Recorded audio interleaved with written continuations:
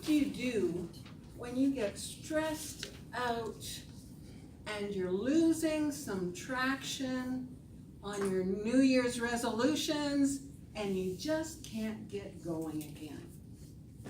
Well, Harvard professor and U of T professor and clinical psychologist Dr. Jordan Peterson has some simple and straightforward advice.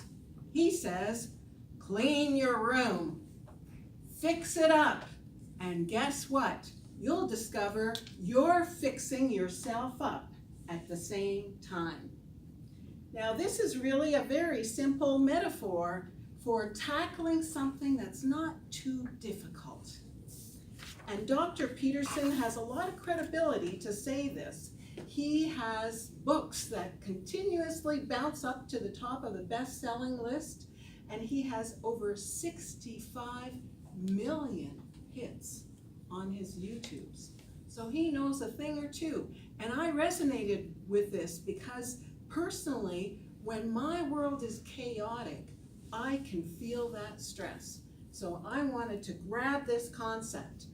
And the idea is when we get waylaid on our goals, like maybe our Toastmasters goals, do something that is simple and straightforward, where you can see and measure your progress, like cleaning your room. In cleaning your room, you have to sort out how you're going to sleep. You're going to have to sort out and figure out how to get rid of the chaos so that you can get to sleep. And when you get to sleep better, you get up better. And when you get up better, you function better. And when you function better, your stress drops. In cleaning up your room, Dr. Peterson says, tackle those clothes. When you sort out your clothes, you have to figure out, what am I going to wear? And how do you figure out what you're going to wear? You have to figure out, what are you going to do? And you have to think about, what am I doing with my life? And guess what? As you're sorting out your room, you're sorting yourself out too. The famous Swiss psychologist Carl Jung agrees with this. He says our external world is a reflection of our mind. And as we clean out our external world, it also helps us to clean out our mind. It gives us a sense of satisfaction and of progress, and it gives us the opportunity to practice cleaning ourselves inside and out.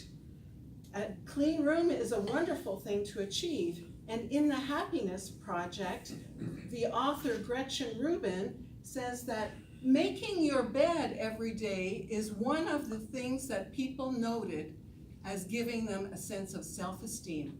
And I think the Marines and the military know all about that, right, Matt? So that's how we can get started. Once we clean out our room, we can up our game and make it beautiful. It can take a lot of money to beautify your room, or it can take no money at all. In fact, creative people like the challenge of no money at all. And in fact, Dr. Peterson says, when you do something like beautify and create, well, there's a sense of divinity happening there. A lot is happening with cleaning up our rooms. And for us, we can start by sorting out things like fixing up our workshop, or fixing up our car, or maybe that extra closet that's actually jammed with clothes that you never pull out anymore. And when you sort that out, there's a sense of cleaning yourself out. Maybe you can even clean up your family a little. Maybe you got a brother or sister that's as much of a mess as you are. And one of my tasks that I thought about was cleaning out my filing cabinet. That was the one that was niggling at the back of my head. I had 3 drawers jammed full of old receipts, years of tax information, years of nostalgia, years of Toastmaster files. They were all jammed in there. I had no idea what was left in there, and as my New Year's resolution, I started to clean it, and I thought it would take a few hours. It took days. I had to digitize and shred and sort and refile items, and I finally got it all cleared out, and I'll tell you, I felt like I had defragged my own brain. I suddenly had some clear space to think again, and I had reviewed where I had been, and I had a better idea of where I wanted to go. And it opened that space to tackle new projects, like my Toastmasters Pathways. Clean up your room. It's not a trivial thing.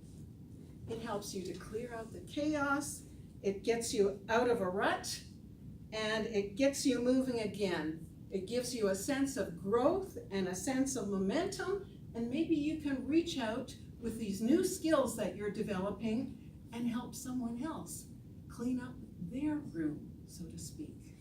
And before you know it, you discover that you are able to control chaos in your own room, and you have become a force for good in controlling chaos in the world. Madam Toastmaster.